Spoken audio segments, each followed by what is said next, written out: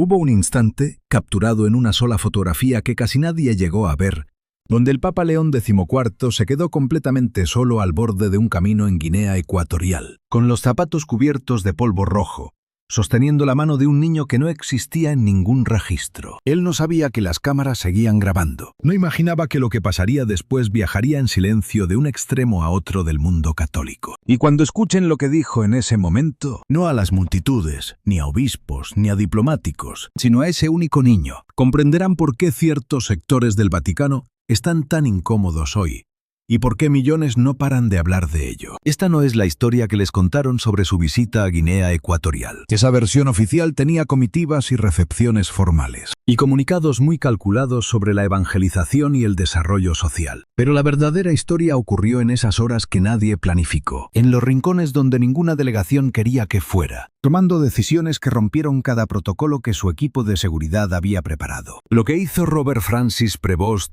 en sus últimas horas en ese país los acompañará por siempre. No por ser algo dramático ni por haber acaparado los titulares, sino por ser tan profundamente humano que resulta casi insoportable de contemplar. Si han estado siguiendo la historia de León XIV desde aquel cónclave que lo cambió todo en mayo de 2025, suscríbanse ahora y activen las notificaciones, porque lo que verán en este vídeo va mucho más allá de los registros oficiales. Debemos comenzar unas 72 horas antes de ese momento, junto al niño en el camino de tierra, porque para comprender lo que se rompió al final, primero hay que entender lo que se venía gestando. Corría la tercera semana de abril de 2026, cuando el avión de León XIV aterrizó en Malabo, la capital isleña de Guinea Ecuatorial. La visita llevaba meses programada, parte de un viaje pastoral más amplio por África Central que su equipo venía diseñando desde principios de año. Sobre el papel parecía otra visita papal cualquiera al continente africano, con reuniones oficiales, una gran misa al aire libre, e incluso visitas a escuelas, hospitales católicos y encuentros con el clero local. Un itinerario que genera titulares correctos y luego se olvida en apenas un par de días. Sin embargo, algo ya había cambiado antes de que las ruedas tocaran pista. Las personas más cercanas al pontífice, y nos referimos a quienes viajan con él habitualmente y conocen bien su forma de actuar en diversos escenarios. Habían notado que durante las semanas previas a este viaje en particular, León XIV se había mostrado inusualmente callado en sus audiencias privadas. No distante, sino silencioso, como quien carga un peso enorme mientras decide qué camino tomar. Había estado leyendo muchísimo sobre Guinea Ecuatorial en específico, no solo los informes estándar del Vaticano, sino análisis independientes de organizaciones de derechos humanos, de agencias de salud y crónicas de periodistas que pasaron tiempo fuera de la capital, en esas regiones interiores donde la mayor parte de la población vive y donde se concentra la extrema pobreza, invisible ante la inmensa riqueza petrolera que define su reputación internacional. Guinea Ecuatorial representa una de las contradicciones más asombrosas de todo el continente africano. Tiene uno de los ingresos per cápita más altos de África subsahariana debido a sus reservas de petróleo en alta mar, y simultáneamente algunos de los peores indicadores de desarrollo de toda la región. La riqueza es real. La distribución de esa riqueza no lo es. Gran parte de la población vive sin acceso regular a agua potable, a una atención médica adecuada y a escuelas que funcionen. No es ningún secreto. Todo está documentado en informe tras informe. Pero el gobierno siempre ha manejado su imagen internacional con gran precisión. Las visitas oficiales suelen ver el país a través de un filtro muy ensayado y controlado. Leo XIV había leído esos informes, absolutamente todos. Mientras la comitiva avanzaba desde el aeropuerto hacia la ciudad, un oficial del Vaticano presente aquel día describió después cómo el Papa miraba por la ventana. Observaba con una atención muy especial, no con la mirada de un calculador jefe de Estado, sino algo más lento y personal, como quien llega a un sitio que ya conoce. Lo había recorrido 1000 veces en su mente y ahora lo contrastaba con la realidad. No pronunció casi ninguna palabra durante los primeros 20 minutos del viaje. Luego preguntó en voz baja, sin mirar a nadie, si sería posible detenerse antes de llegar a la recepción oficial. La respuesta, diplomática pero rotunda, fue un no. La agenda era estricta y el presidente esperaba. Los protocolos mandaban y la caravana de coches continuó su marcha. Lo que ocurrió en aquella recepción no es lo importante aquí. Lo fascinante es lo que Leo XIV empezó a hacer al margen del protocolo, y cómo esos desvíos crecieron hasta eclipsarlo todo. El primer indicio de esto apareció la mañana del segundo día. El itinerario papal incluía una parada en un hospital católico de Malabo. Era una de las instalaciones médicas con mejor equipamiento de todo el país, y se había preparado su presentación para la visita con un cuidado extremo. Había paredes recién pintadas, salas de pacientes ordenadas y personal con uniformes impecables. La típica farsa institucional que se monta cuando viene alguien importante y todos lo saben. Leo XIV caminó por aquellas zonas decoradas. Conversó con algunos enfermos y bendijo a quienes se lo pidieron. Pero justo cuando el recorrido estaba a punto de terminar, le preguntó al jefe de seguridad si había algo más allá de la zona mostrada. El oficial le confirmó que sí existían otras salas, pero que no estaban listas para la visita. El Papa insistió en que quería verlas. Se hizo el silencio.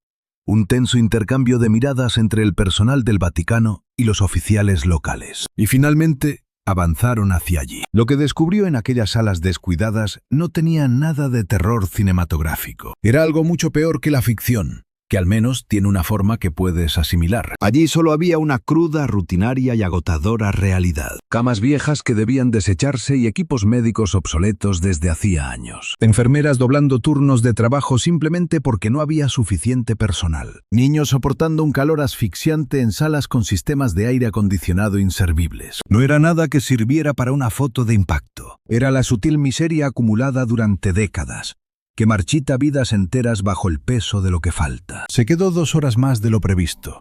No dio ningún discurso, simplemente se sentó con ellos. Hacía preguntas a través de sus intérpretes. En cierto momento, una enfermera que llevaba 14 horas seguidas trabajando recibió la orden de un supervisor de entregarle algo formalmente al Papa. Y León XIV miró a la enfermera, notando el cansancio absoluto en su rostro, y le dijo con total gentileza que debía sentarse. Al parecer, la mujer se quedó mirándolo atónita, como si le hablara en un idioma completamente desconocido para ella. Y entonces se sentó. El Papa arrastró una silla para sentarse a su lado, hablándole como a un ser humano, no como un adorno.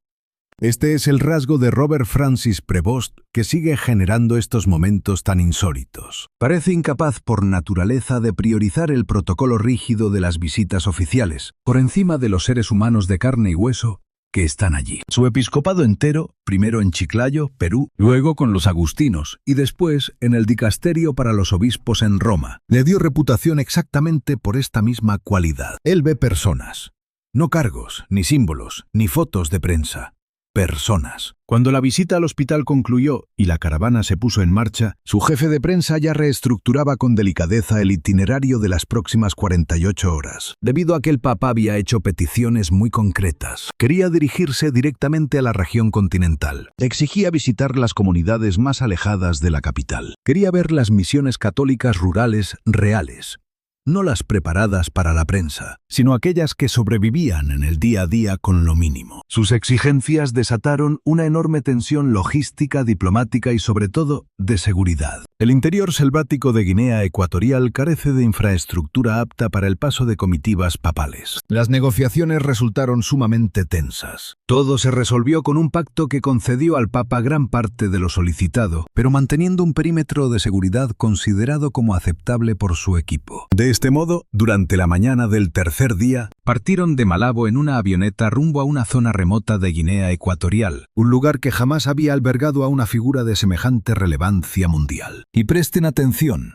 porque lo que descubrió allí inició lo que su círculo íntimo describe, tras concluir el viaje, como las 48 horas más cruciales de todo su pontificado. No por su relevancia política, ni por ser teológicamente compleja, sino por convertirse en la experiencia humana que caló más hondo y que dejó una huella totalmente imborrable. La humilde misión que sirvió como su base de operaciones estaba dirigida por unas monjas, muchas de ellas provenientes de otros rincones de África, quienes llevaban años trabajando en la región con recursos ínfimos, pero con una entrega absoluta. Su labor asistía a decenas de miles de personas en una zona inmensa, sosteniendo una escuela, un dispensario médico básico y un comedor infantil, y lo que solo podría definirse como una red social informal, que unía a varias comunidades ante el abandono total por parte del Estado. Les avisaron con apenas 48 horas de anticipación que el Papa llegaría. Prepararon lo que pudieron dentro de su extrema pobreza, que lógicamente no era demasiado, y eso fue lo que lo hizo perfecto, pues significó que el encuentro sería totalmente real. Pasó sus primeras horas hablando a solas con las religiosas, y varias personas que presenciaron aquellas conversaciones las han descrito desde entonces como extraordinarias, no por lo que se dijo en sí, sino por la profunda atención que él prestó. Preguntó a estas mujeres que habían entregado décadas de sus vidas a un trabajo ignorado por completo por las instituciones poderosas, que le explicaran qué necesitaban de verdad, no lo que creían que él podía darles, ni lo que era correcto pedirle a un papa, sino lo que necesitaban. Y escuchó aquellas respuestas como alguien decidido a hacer algo real con esa información, no como quien reúne datos para un informe que acabará archivado y perdiendo toda urgencia. Una de las hermanas, una mujer de unos 60 años, que llevaba más de 20 años trabajando en Guinea Ecuatorial, le confesó que lo que más necesitaba por encima de todo era que la Iglesia, la propia institución con todos sus recursos y redes de influencia, mostrase un interés real y constante por regiones como aquella, sin limitarse a visitas puntuales o ayudas de emergencia cuando la tragedia ya no se puede ocultar, sino un compromiso estructural permanente que trate la pobreza crónica con la urgencia de una catástrofe. Lo dijo con total sencillez y sin ira. Él asimiló sus palabras en silencio durante un largo instante y después admitió, de una forma que los testigos describen como asombrosamente sincera, que ella estaba señalando su mayor responsabilidad y a la vez su mayor limitación para resolverlo. Aquel momento impactó profundamente a los presentes.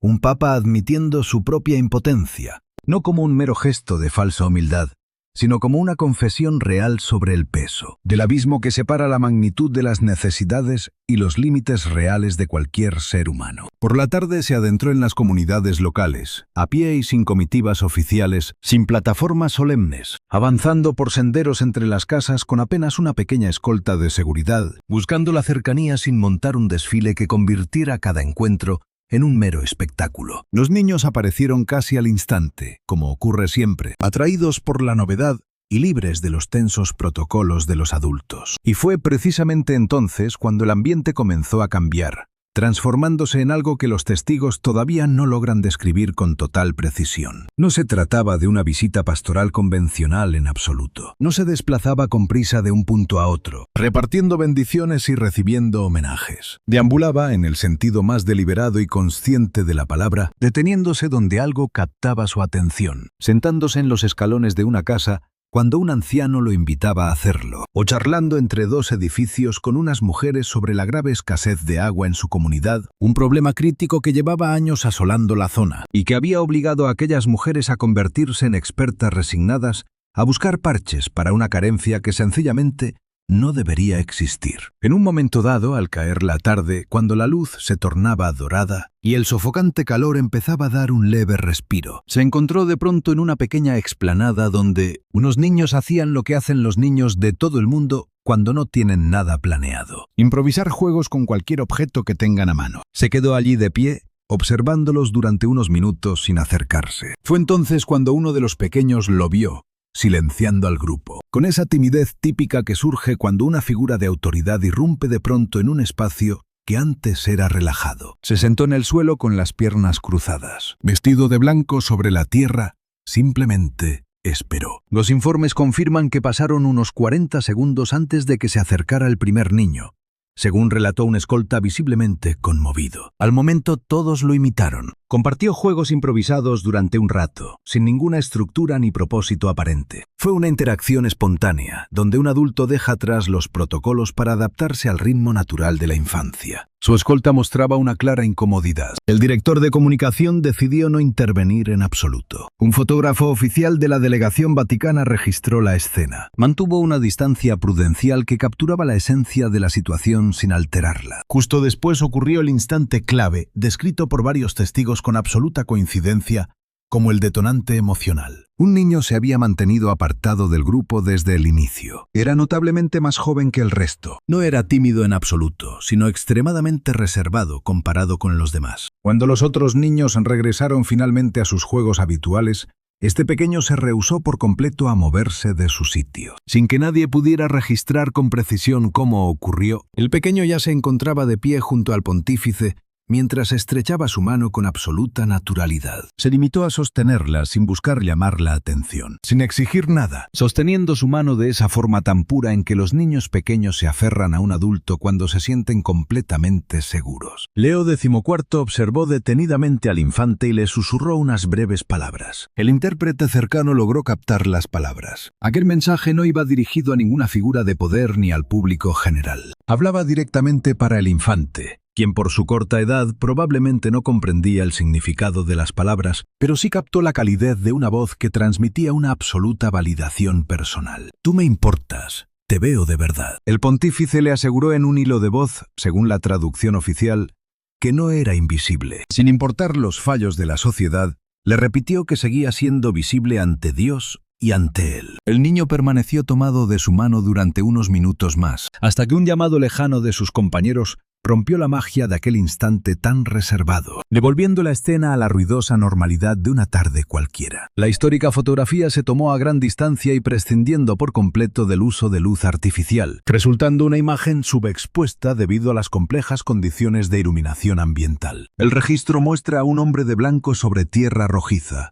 con una mano diminuta entrelazada a la suya, proyectando una quietud absoluta en toda su postura corporal, lejos de cualquier frío protocolo institucional, sino la tranquilidad de alguien que ha decidido entregarse por completo a ese preciso instante. Cuando la imagen se difundió 10 días después de concluir la visita, no se propagó con la habitual histeria de las redes, ni generó debates ficticios o polémicas impostadas. Su difusión fue silenciosa, el comportamiento propio de un documento que sacude la conciencia colectiva. Los usuarios la compartieron casi sin comentarios. Algunos añadían un solo término, mientras otros la difundían en un silencio elocuente. Los acontecimientos de las horas posteriores a ese encuentro resultan cruciales, pues es ahí donde esta investigación da su giro definitivo. Leo XIV regresó al complejo de la misión aquella tarde, más tarde de lo que su agenda permitía. Se reunió de nuevo con las hermanas. Cenó con la comunidad de líderes católicos locales que se había reunido allí. No una cena formal, sino una comida comunitaria. De esas donde ver al Papa sentado comiendo lo mismo y hablando sin micrófono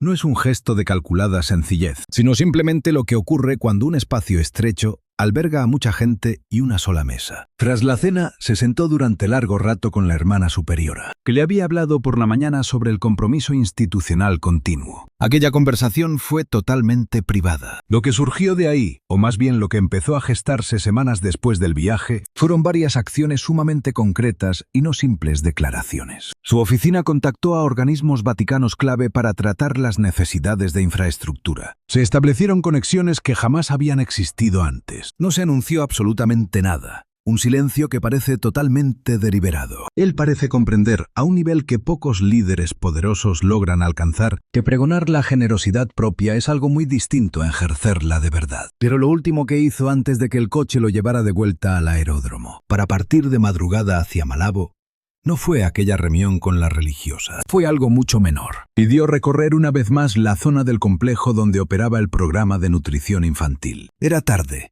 Los niños ya se habían ido. Solo quedaba un espacio con mesas y estantes bajos, y se sentía ese olor tan propio de un cuarto donde come mucha gente. Permaneció de pie allí unos 3 minutos. Nadie dijo una palabra, y entonces les dijo a las monjas que lo acompañaban, a nadie y a todos a la vez, que jamás olvidaría este lugar, porque olvidar sería lo más sencillo y también lo más equivocado. Que el trabajo que realizaban en aquella humilde sala, alimentando a niños que de otro modo pasarían hambre, no era una labor secundaria, ni una caridad extra para admirar de lejos, sino el verdadero centro de lo que debe ser la Iglesia, y que la distancia entre ese núcleo y el verdadero peso de la gravedad institucional era algo en lo que pensaba reflexionar cada día del tiempo de liderazgo que le quedara. Una de las hermanas le aseguró que rezaría por él. Respondió que de verdad lo necesitaba. Lo dijo de un modo que dejó claro que era una realidad, no simple cortesía. El avión despegó antes del amanecer. Desde que concluyó aquel viaje, el ambiente sigue tenso. Las conversaciones que se han generado en público han seguido los cauces más predecibles. Primero está la dimensión política. ¿Qué significa este acercamiento en Guinea Ecuatorial para un gobierno con un historial tan oscuro en derechos humanos? Luego está la dimensión institucional. ¿Qué cambios reales de recursos vaticanos podrían derivarse de esto? Y la prensa se limita a rascar la superficie de la noticia, ignorando por completo el trasfondo real. Pero bajo ese análisis superficial corre algo más profundo. Una certeza que se extiende en silencio entre quienes observan de cerca el mundo católico. Y también entre muchos ajenos a él, de que algo está cambiando en este pontificado. Algo que rompe los esquemas tradicionales con los que solemos juzgar a los líderes de la Iglesia. Este Papa no está interpretando un papel fingido. No está ejecutando ninguna estrategia de comunicación. O si lo hace, es la estrategia de comunicación más extraña y desorganizada de la historia institucional moderna. Sigue haciendo cosas que resultan sumamente incómodas para la gestión de imagen de una institución, que lleva siglos enteros aprendiendo a controlar su propia reputación. Y lo hace simplemente porque parece ser su forma natural de actuar, cuando la situación exige una respuesta humana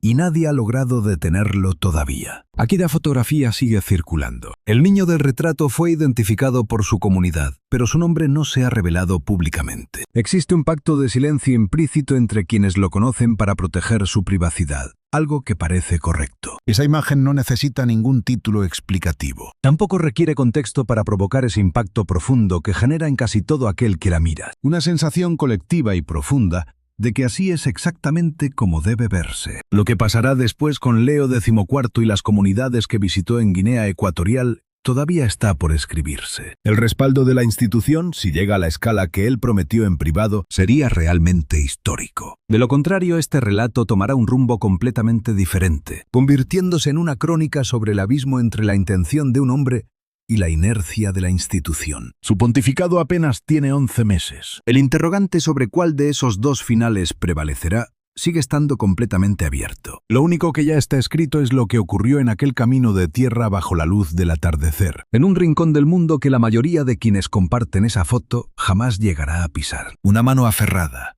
palabras susurradas con suavidad. Un hombre decidiendo estar presente en un instante que nadie había programado y nadie pudo planificar. Esa parte ya es eterna. Sin importar lo que haga la institución, aquella tarde ocurrió. Ese niño fue visto de verdad.